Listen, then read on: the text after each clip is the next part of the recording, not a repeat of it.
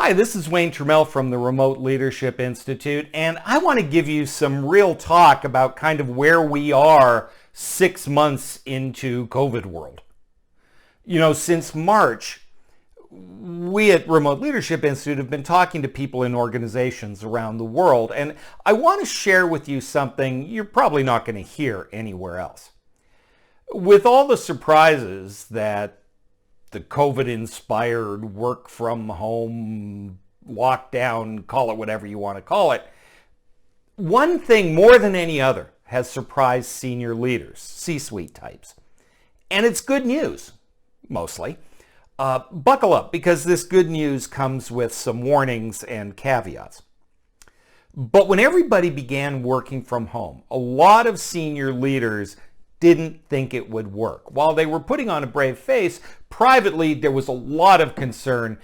People are going to be distracted. They won't work if they aren't supervised. Collaboration and brainstorming will come to a halt. Productivity will plummet. Cats and dogs living together. You get the idea. And you know what? For the most part, that didn't happen. In fact, there's a lot of good news. While your mileage may vary, in a lot of companies, personal productivity, the amount of work done by each person, actually remains steady or even got higher since people moved out of the office. In a lot of organizations, employee engagement scores are higher now than when everybody was all working together 6 months ago. And that sounds counterintuitive. What gives? Well, the engagement scores make perfect sense. People pull together in a crisis. They care about their jobs. They care about the people that they work with. And so they made the effort and they made it work. And it was helped by leaps in technology like Zoom and Microsoft Teams.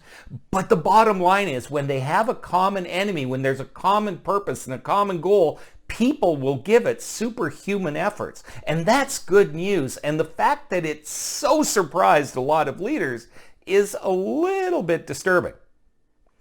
And that kind of leads to the caveats and warnings. While there's a lot of good news out of all this, people can only run on adrenaline for so long, and we're already seeing this. 3 months of heads down, sacrificing for the sake of doing it, not taking time off, not getting any kind of work-life balance is starting to show. A lot of organizations rushed out technology to help people work remotely, but didn't properly train them and prepare them, and maybe don't have the infrastructure to make it work. We're heading now into Q4, which in most organizations is performance review season. A lot of companies just aren't ready for the goal-setting discussions for next year because they're not sure what next year looks like. So here's what all of that means. What could have been a completely disastrous event.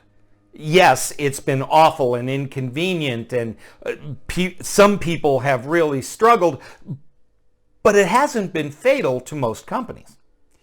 People have kept their jobs. They've done superhuman work. We've crossed the Rubicon with tools like webcams. Whatever work looks like going forward, though, it won't look like it did before.